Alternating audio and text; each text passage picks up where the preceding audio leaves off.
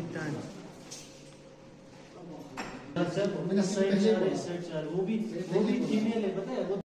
शुक्रिया नोनो।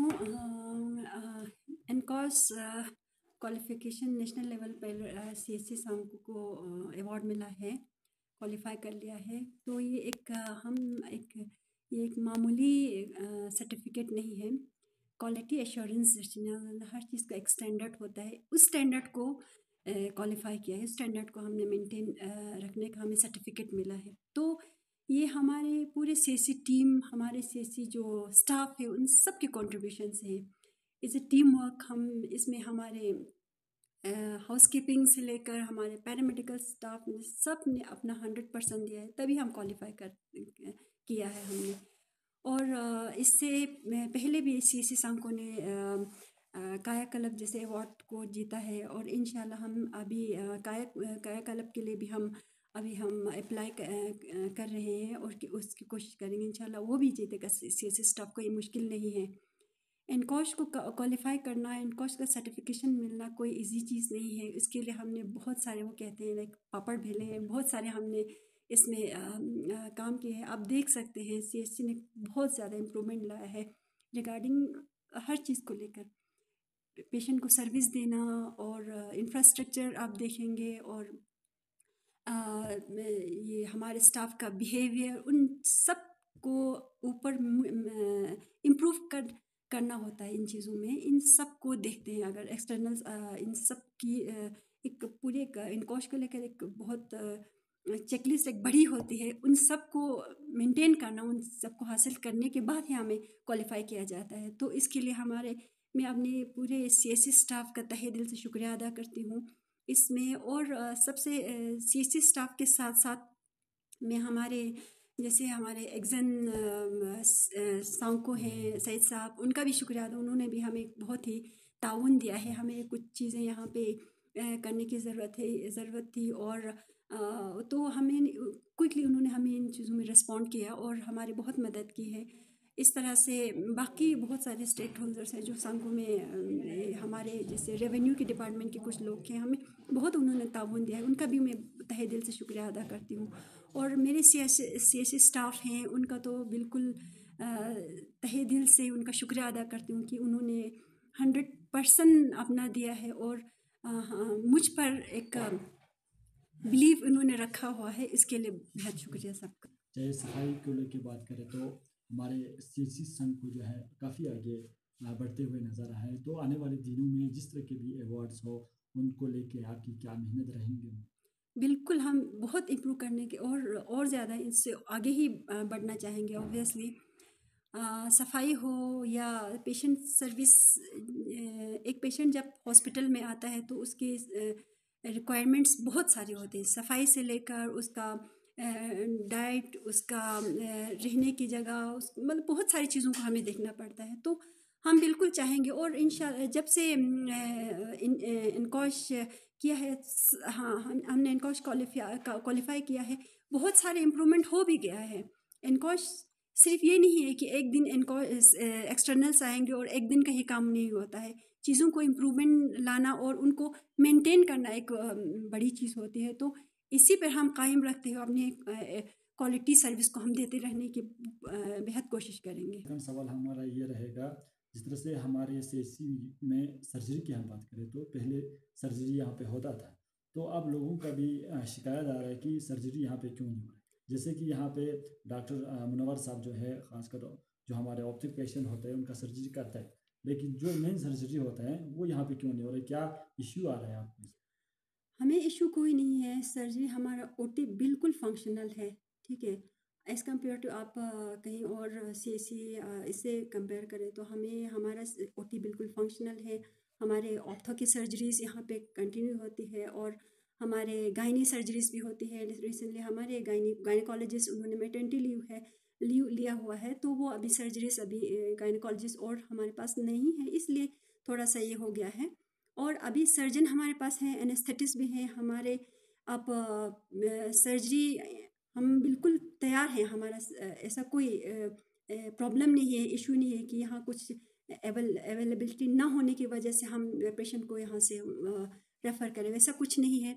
लेकिन पेशेंट आए और यहाँ से पेशेंट सर्जरी के बगैर, सर्जरी की ज़रूरत हो और बिना सर्जरी के हम यहाँ उसको भेज दें, ऐसा कोई अभी तक वाक़या नहीं हुआ है। बाकी आप हमारे सर्जन हैं डॉक्टर नसीर, उनसे भी आप राब्ता कर सकते हैं, उनसे भी आप पूछ सकते हैं कि सर्जरीज, और हमें एडमिनिस्ट्रेटिव में पार्ट का बता देती हूँ, तो यहाँ से हमें हमारा ओटी बिल्कुल फंक्शनल है, कोई इसमें इशू नहीं है, बिल्कुल हमारा ब्लड स्टोरेज यूनिट फंक्शनल है, हमें कोई इशू नहीं है, हम सर्जरीज बिल्कुल, हम सर्जरी करने के लिए हम बिल्कुल रेडी हैं। तो एक और सवाल ये है मैम, जैसे कि हम जितने भी यहाँ पे CS की हम बात करें, तो वहाँ पे भी टाइमिंग के लिहाज से हम बात करें तो वहाँ पे ANM हो चाहे CHO हो, वो टाइम पे नहीं पहुँचता है। 11 साढ़े 11 बजे वहाँ पे सेंटर पे पहुँचता है, और इसके बाद जो है कम से कम 3-4 से पहले पहले वो लोग निकल जाते हैं। तो जिसकी वजह से वहाँ पे पेशेंट्स को काफ़ी मुश्किलों का सामना करना पड़ता है।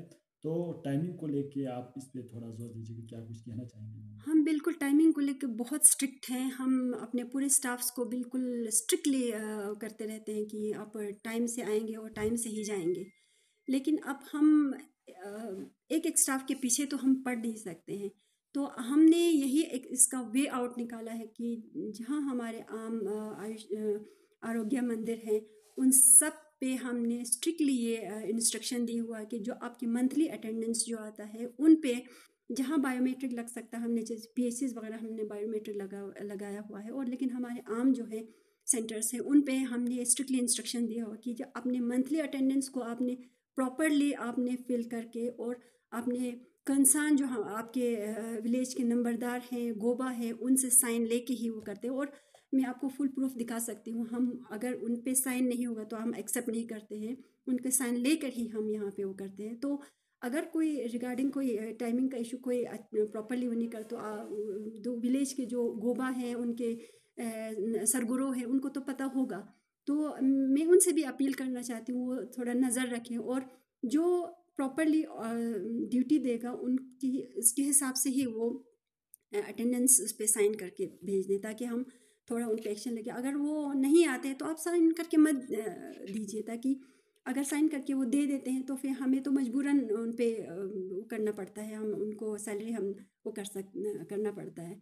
तो वहाँ से भी थोड़ा सा वो हो जाए तो हम दोनों अगर नज़र रखेंगे तो हमें स्टाफ की टाइमिंग का भी हमें अच्छे से हम वो कर सकते हैं। तो कि GSC पे भी आपका खासकर हमारे मेडिकल असिस्टेंट की ज़रूरत है, वहाँ पे मेडिकल असिस्टेंट से नामहरूम है, तो जहाँ पे नहीं चाहिए होता है वहाँ पे हमारे मेडिकल असिस्टेंट दिए हुए हैं, तो उसको लेके क्या कुछ कहेंगे मैम? ये तो इसमें तो ये पोस्टिंग कुछ जगह पे जैसे हमारे सेंक्शंस नहीं होते हैं, तो ऐसा कोई हमारा सेंटर नहीं है जिस पे सेंक्शन हो और ये पोस्ट सेंक्शन हो और ख़ाली हो। लेकिन कुछ कुछ जगह पे ऐसा होता है कि पोस्ट सेंक्शन नहीं होते हैं, तो हमें अगर इस तरह के इश्यूज अगर आ जाए तो हम हमें यहाँ जहाँ पोस्ट खाली हो या सेक्शन हो, हम तो सारा कुछ हमने डिटेल CMO सर को दिया हुआ है। तो इंशाल्लाह अगर और इसमें कोई आ जाता है या सेक्शन जहाँ पे पोस्ट है और ख़ाली है तो वो हमने इन्फॉर्म किया हुआ है, तो इंशाल्लाह वो जल्दी ही भर जाएगा।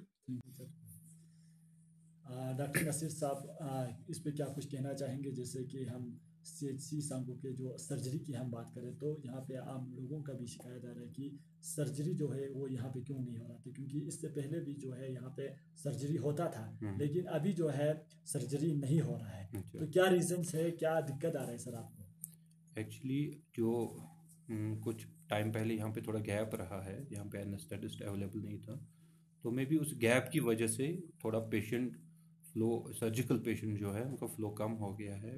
बाकी अभी हमारे पास सर्जन अवेलेबल है, मैं को डॉक्टर नसीर, और हमारे पास एक्सपीरियंस एनेस्थेटिस्ट डॉक्टर दीबा है, हमारा OT पूरा फंक्शनल है, हमारे पास ब्लड स्टोरेज है, सब फैसिलिटीज़ है।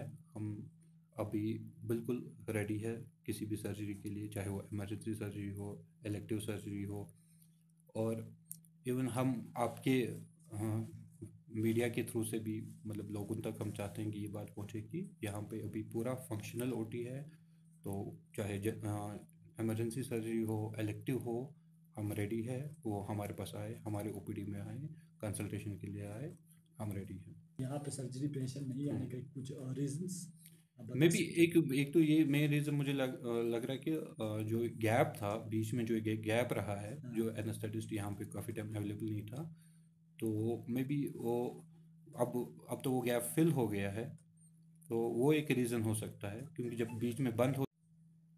और in near future we are planning कि हम थोड़े कैंप्स भी करेंगे, सर्जिकल कैंप्स करेंगे इन नियर बाई लोकेलिटी जो भी है हमारी सांकू में, तो उससे भी अवेयरनेस बढ़ जाएगी। मे बी लोगों में भी अवेयरनेस नहीं है कि यहाँ पे सब कुछ फंक्शनल है, पूरा हॉस्पिटल, पूरा स्टाफ रेडी है, तो उसके लिए मे बी हम in near future we are planning हम कुछ कैंप्स करने वाले हैं। तो मुझे यहाँ पे हो गए 7 मंथ्स। 7 मंथ में अभी तक इस तरह का पेशेंट्स आए कि नहीं आपके पास? हमारे पास बेसिकली जो सर्जरी होती है, इसको हम एक ऐसे भी डिफ़ाइन कर सकते हैं on the basis of anaesthesia, जैसे माइनर सर्जरी या मेजर सर्जरी, या कुछ सर्जरी को हम लोकल एनेस्थीसिया में करते हैं, रीजनल एनेस्थीसिया में करते हैं, जनरल एनेस्थीसिया में करते हैं। लोकल एनेस्थीसिया वाले पेशेंट तो हमारे पास आए, 10-20 पेशेंट आए ऑलमोस्ट, तो वो तो आए, लेकिन अब यही है कि बीच में हमारे पास एनेस्थेसिस्ट नहीं था, तो वो एक रीज़न हो सकता है मेन। तो अभी तो हमारे पास है एनेस्थेटिस्ट, तो वी आर होपिंग कि, और हम प्लान कर रहे हैं कि हम थोड़े कैंप्स भी करेंगे, तो वी आर होपफुल कि, और हम आपकी वसादत से भी we want to give this message कि हमारा ओटी फुली फंक्शनल है, हमारा ब्लड स्टोरेज यूनिट फंक्शनल है, तो वी आर रेडी। आप लोगों से हम कहना चाहते हैं कि आप आए, हमारे पास आए, हमारे ओपीडीज में आए, तो इंशाल्लाह आप लोग विल तैयार हैं। Start it.